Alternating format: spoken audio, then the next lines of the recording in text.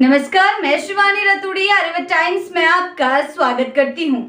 बिहार में 2025 विधानसभा चुनाव की आहट तेज होते ही सियासी सरगर्मियां भी शिखर पर पहुंच गई हैं। उपराष्ट्रपति चुनाव में एकजुटता दिखाकर अपनी ताकत का प्रदर्शन कर चुके एनडीए ने अब मिशन बिहार को लेकर रणनीतिक बिसात बिछा दी है। गठबंधन की सबसे बड़ी ताकत यानी भारतीय जनता पार्टी ने स्पष्ट कर दिया है कि सीट बंटवारे का खेल अब पुराने फॉर्मूले पर नहीं बल्कि परफॉर्मेंस और पॉलिटिकल पोटेंशियल पर होगा। ना कोई बड़ा भाई ना कोई छोटा, अब सब समझदारी से होगा, बराबरी की हिस्सेदारी से होगा। भले ही सीटों के अंतिम बंटवारे पर मोहर इस महीने के अंत में लगेगी, लेकिन आपको बता दें अंदर खाने की स्थिति जो है रणनीति लगभग तय मानी जा रही है। भाजपा नेतृत्व ने साफ संकेत दे दिए हैं कि गठबंधन में किसी दल या नेता का दबाव अब कम नहीं आएगा। अब ताकत ही टिकट तय करेगी, जिसका जितना जमीनी असर उसे उतनी सीटें। इस बार भावनाओं से नहीं, आंकड़ों और समीकरणों से राजनीति चलेगी। पार्टी सूत्रों की माने तो एनडीए के सबसे बड़े साझेदार भाजपा और जेडीयू के बाद सबसे अधिक हिस्सेदारी लोजपा रामविलास को मिल सकती है। 2020 विधानसभा चुनाव में भले यह दल गठबंधन से बाहर था, लेकिन 2024 लोकसभा चुनाव में साथ आकर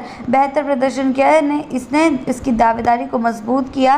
चिराग पासवान की अगुवाई में लोजपा ने कई सीटों पर निर्णायक भूमिका निभाई थी, जिससे नजरअंदाज करना अब भाजपा के लिए मुमकिन नहीं होगा। वहीं हम यानी कि हिंदुस्तानी अवाम मोर्चा और राष्ट्रीय लोक समता पार्टी, इन सबको जैसे अन्य छोटे लेकिन प्रभावशाली दलों की भी उनकी पॉलिटिकल वैल्यू के अनुसार सम्मानजनक हिस्सेदारी दी जाएगी। इन दलों की भूमिका भले सीमित हो, लेकिन जातीय और क्षेत्रीय समीकरणों में इनका योगदान महत्वपूर्ण माना जा रहा है। भाजपा की नई रणनीति में इमोशनल कार्ड की जगह अब इलेक्टोरल कैलकुलेशन ने ले ली है।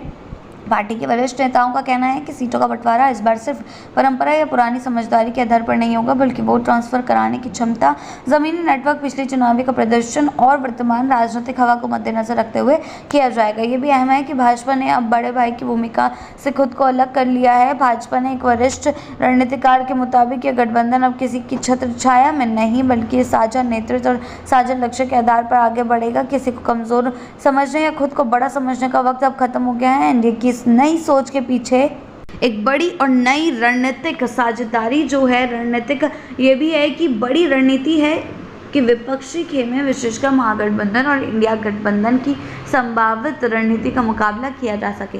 सीट बंटवारे में सामाजिक समीकरणों, जातीय जनसंख्या और क्षेत्रीय संतुलन का भी गहरा विश्लेषण किया जा रहा है। भाजपा ये जानती है कि अगर उसे एनडीए को एकजुट और मजबूत रखना है तो सभी दलों को न सिर्फ सीटें देनी होगी बल्कि सम्मान भी देना होगा।